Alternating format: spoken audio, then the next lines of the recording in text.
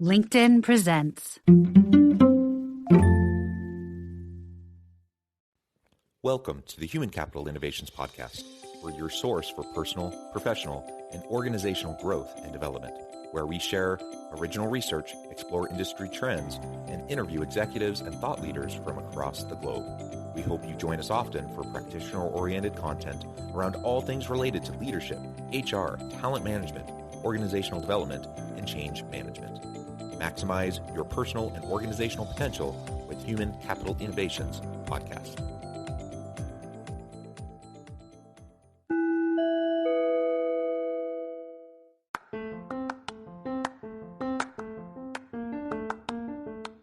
If you enjoy the Human Capital Innovations Podcast, enjoy ad-free listening by going to the Patreon page, and please consider contributing even at the producer or sponsorship level.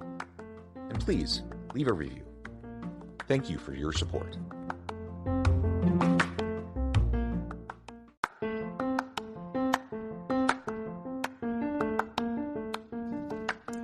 Welcome to the Human Capital Innovations Podcast. In this HCI Podcast episode, I talk with Cinzia Campanini about learnings from the 4-day work week.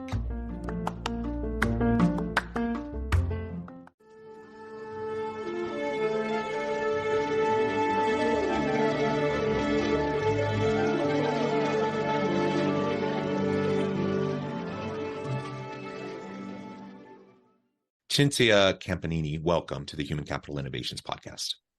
Thank you, Jonathan. Great to be here. Yeah, it is a pleasure to be with you. You're joining us from Zurich. I'm south of Salt Lake City in Utah. And today we're going to be talking about the 4-day work week. You are the Vice President of People and Culture at AWIN, and you've recently done a really great pilot with the 4-day work week. And so we're going to talk about all the learnings from that. And really unpack that and explore it together. As we get started, I'll share a more complete bio with everybody. Cinzia Campanini is the Vice President of People and Culture at AWIN, a global affiliate marketing company which has been recognized in various countries for its workplace culture and provides employees a variety of well-being initiatives, the 4-day work week, a hybrid remote work regime, working from home subsidies, and more. She brings a wealth of experience in HR business partnering, change management, and people and culture transformation from global organizations in the media, consulting, and industrial sectors. And I could go on, but I'm going to pause there. Anything else you would like to highlight by way of your background or personal context before we dive on in? Well, thank you, Jonathan. Yeah, indeed. I've been lucky enough to do HR, or people and culture, as we call it at AWIN, in different companies, different industries, in different countries. As you said, I'm based in Switzerland. I'm originally Italian. I used to live in Germany. I lived in the US for a while. Absolutely, I love my job. I'm really committed to it and really passionate about bringing out the best in every organization that are people, and finding that balance that is a recurring topic for me that really can make the business successful. So why don't you give us more of a background now to AWIN and this 4-day work week pilot, and then we can really start to unpack the learnings from that, and what went well, maybe what didn't go as expected that you tweaked, and really how you're going to be moving forward. Yeah, absolutely. So AWIN started a 4-day week pilot for all staff way earlier than way before I joined, actually, and way before it became part of a larger pilot. For example, I know in the UK, there was a pilot that ran last year from June to December with 60 plus companies. AWIN introduced the 4 days week as a pilot beginning of 2021. And then it was extended. So the trial phase was extended twice as we tweaked some of the details of it. And then started July 1st, it's become a just one of our benefits, our normal way of working, I would say. So it's embedded in our agreements with employees, and it's just really what we do in all of the 13 countries where we're present. To be clear, some people typically ask me, does it mean the company shuts down on Fridays or anything like that?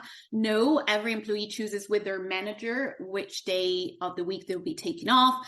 And this can also change, obviously, based on business needs, personal circumstances. So we, of course, make sure we're committed to serving our customers at any time. As you said, we're an affiliate marketing company, so we're always on supporting our customers in growing their business through online marketing campaigns. Also, and this is one of the tweaks we introduced the so-called peak times. At the moment, it's up to 9 per year. So these are weeks during which employees can be asked to work 5 days a week, for example, around Black Friday or any other particularly busy times for e-commerce. Yeah. And now, as I said, this is a permanent benefit.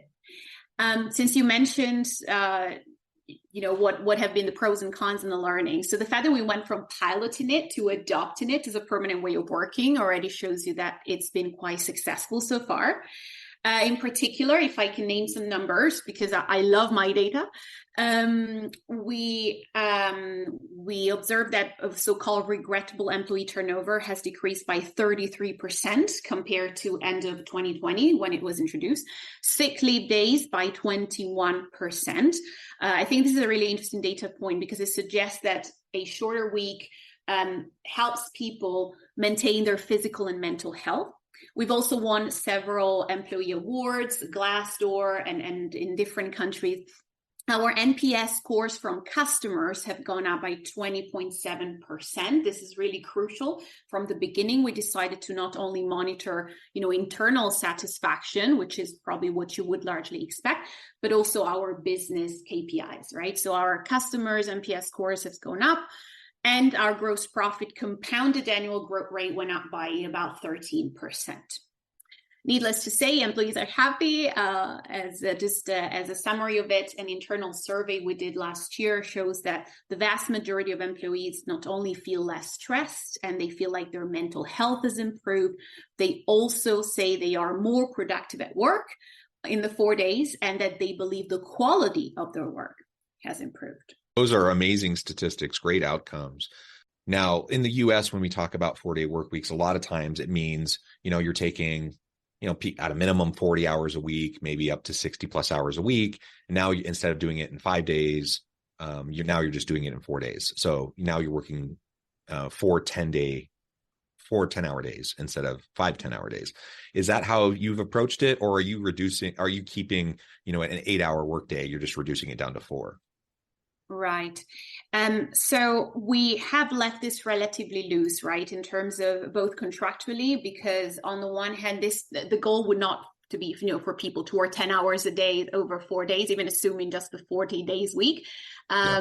That would not be the goal, but realistically, there had to be a learning curve, right? You can't expect necessarily to pack the amount of work of 5 days into 4 without any changes. So in parallel, we have worked massively on improving automation, on improving processes, on introducing new tools that support us being more effective.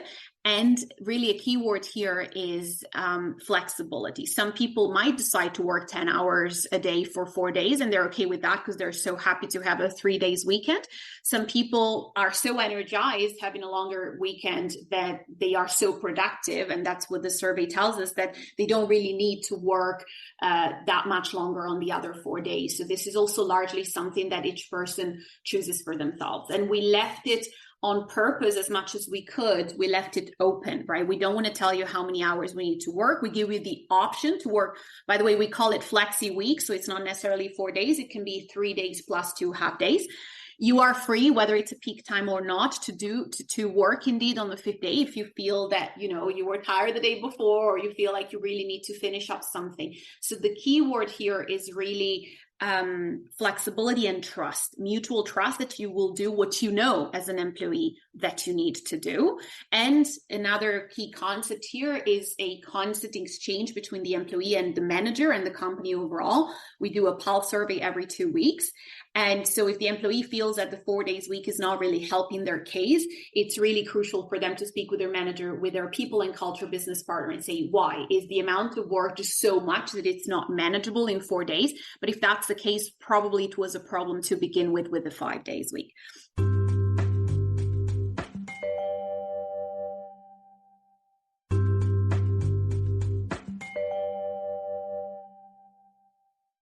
If I may also point out, in terms of our footprint, we are a very international company. Our headquarters are in Berlin, Germany. One of our largest locations in London. So AWIN was created by merging a company in Berlin with a company in London. We do have offices in the US as well, and in several other countries, a total of 13 countries.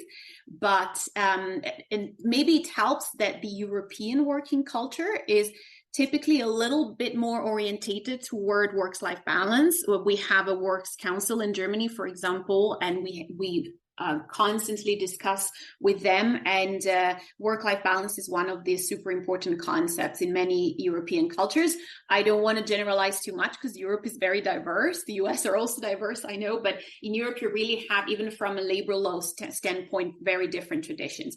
But it does help that some of our countries where we have very strong roots tend to have a culture that is, pretty much oriented toward balance. Yeah, of course, you have to work a lot and be productive, but you're probably going to be more productive if you have enough time to recharge.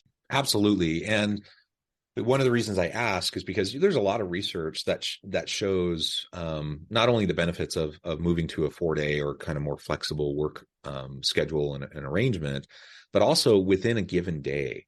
There's studies out of Harvard, MIT, and other places, that suggest the workday maybe should be more like 6 hours instead of 8 hours, for example. Studies that suggest that, in a knowledge economy, when people are doing really heavy knowledge work, strategic work, really creative work, that really you're not getting much more than 2 to 3 hours out of a person doing that kind of work a day, because that's just not the way we function. And so it's interesting. I appreciate your approach. So in the US, when I hear about someone just moving to, 4/10s instead of 5/8s, I'm thinking, okay, that's great. I think people will like having that day off, having a 3-day weekend, having more time with family and friends, etc. But how productive are they being in those days where they're working 10 hours? Now, sometimes you work 10 hours, sometimes you work 12, 14 hours. Everyone has those experiences, but if you're consistently always working 10 hours, the average person, are they really going to be super productive during those 10 hours? And so I appreciate your approach of just essentially outlining, this is what your job is. This is what needs to get done. We're going to trust you. We're going to give you flexibility. Your work needs to be done. It needs to be done well. It needs to be done at high quality. But ultimately, it's between you and your boss to figure out, what your work arrangement's going to be. We're going to provide the flexibility. And, if you work in 10 hours, 4 days a week, and that's working for you, great. If you're able to do really great work, but you get it done, and you're working 32 hours a week because you're only working 4/8s, great. And I suspect, some people are doing more, half days throughout the week. So they just have more time every day. And I suppose it doesn't ultimately matter. And some types of jobs, it does matter. When you're customer facing, having a person working and covering customer service and those sorts of things, that matters. But a lot of knowledge work, it doesn't really matter when or where you work. It doesn't matter how long you work, as long as you're good at your job and productive and effective.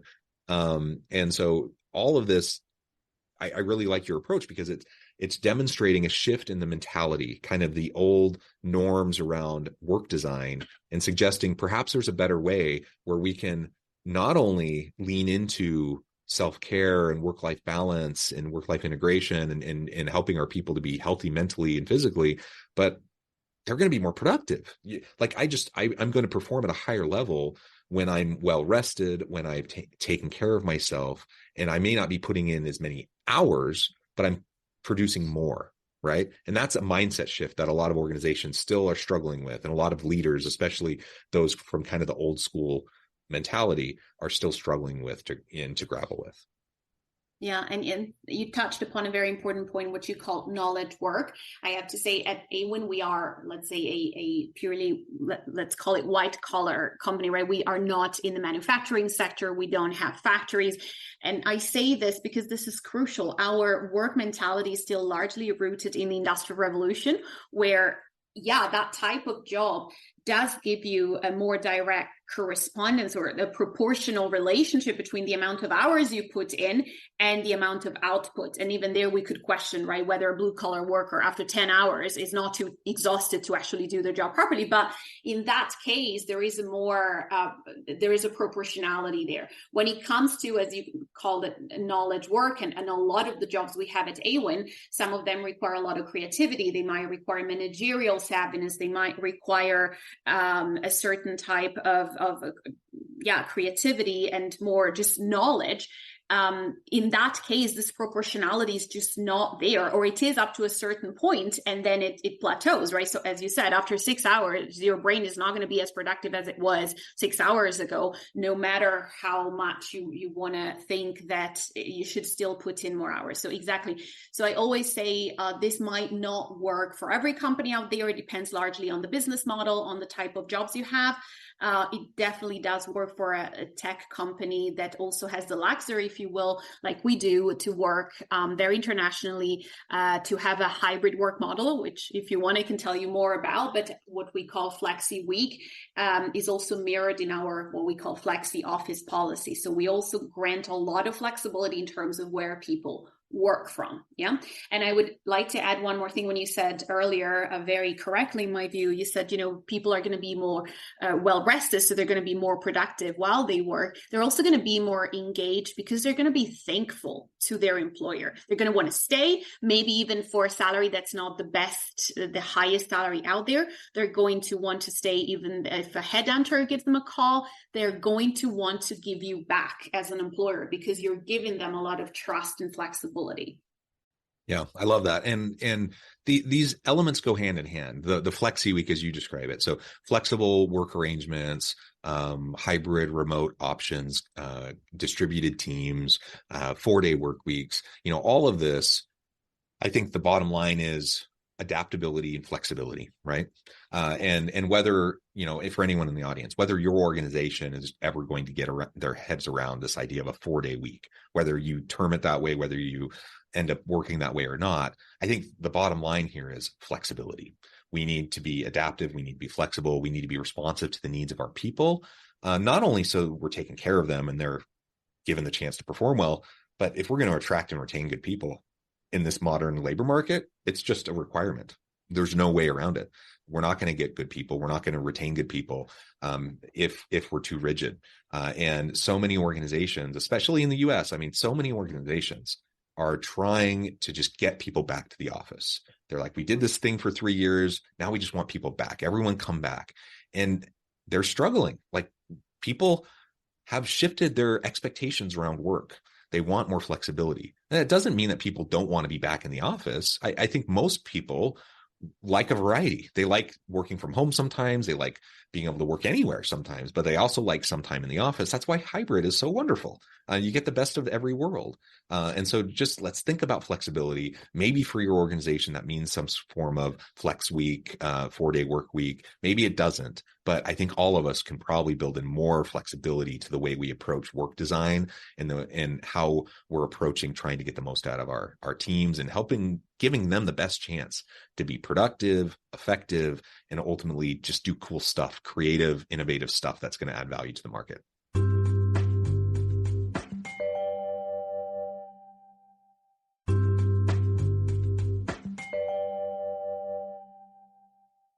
Absolutely. And this is an interesting point, the fact that a lot of people also here in Europe, or a lot of companies, are starting to call people back into the office at least a few days a week.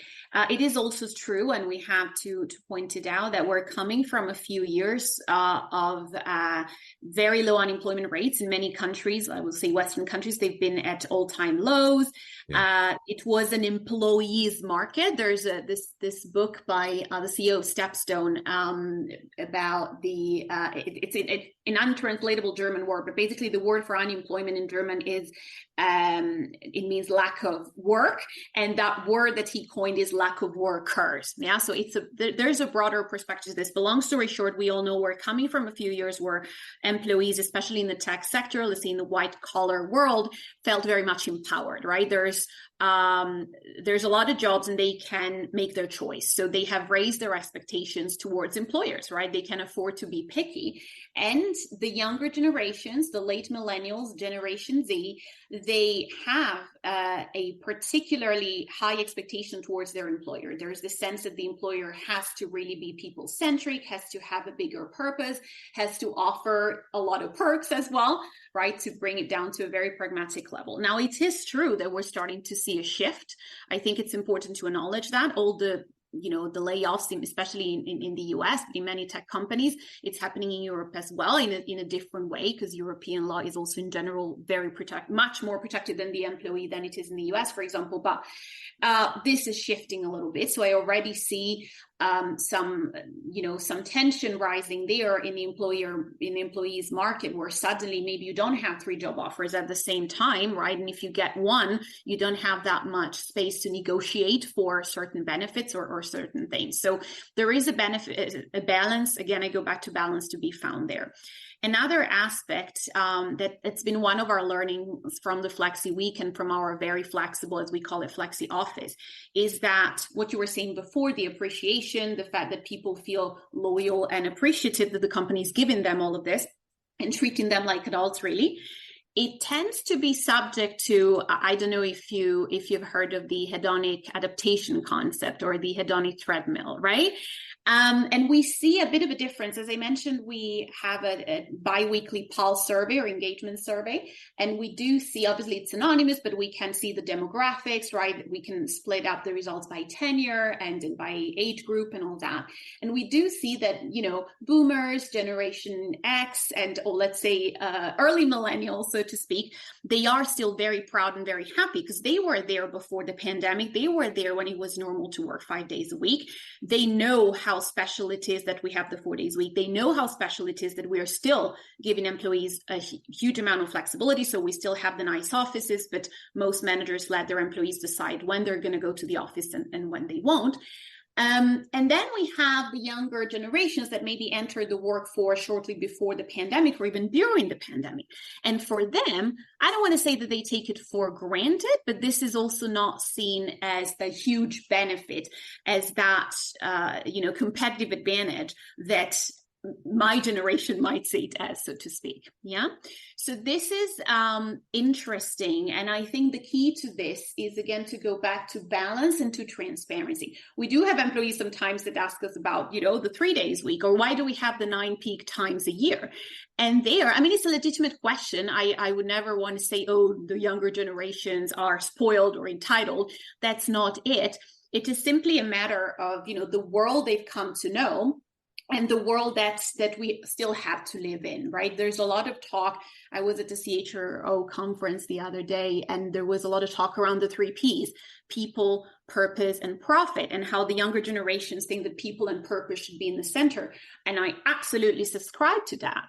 But as an HR executive, I have to say, without the 3rd P, without profit, there's not going to be any money for anybody's salary, for anybody's benefit. So we need to go, I would say, back to this concept of balance. And you reach that through transparency, to saying, we're already giving you a lot. We can't give you more than this right now. Also because, a lot of countries are on the verge of a gloomy recession.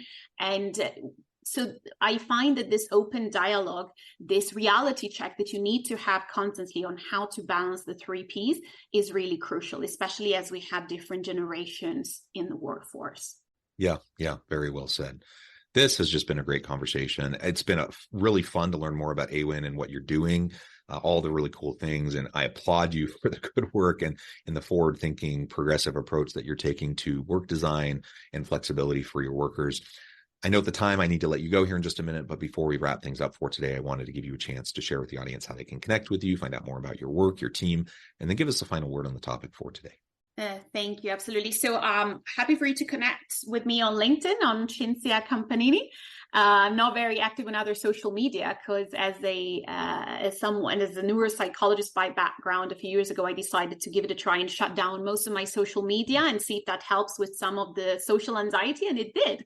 But I am on LinkedIn pretty much every day, so everyone is absolutely welcome to connect with me on there. I recently gave an interview also covering some of these topics, so they want to find out more, they'll find it linked there. And other than that, please check out our AWIN webpage. There is a nice infographic covering some of the things that I told you today about the Flexi Week, 4 days week. And definitely you can find out more there. Wonderful. It has been a real pleasure. I encourage the audience again to reach out, get connected, find out more about what Cinzia can do for you. And as always, I hope everyone can stay healthy and safe, that you can find meaning and purpose at work each and every day. And I hope you all have a great week.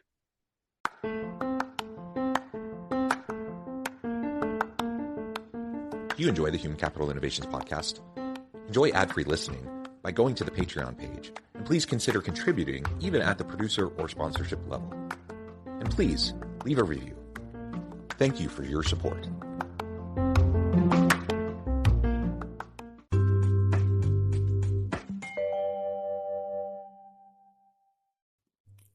Thanks again for joining us for this episode of the Human Capital Innovations podcast. I hope you stay healthy and safe and that you have a great week.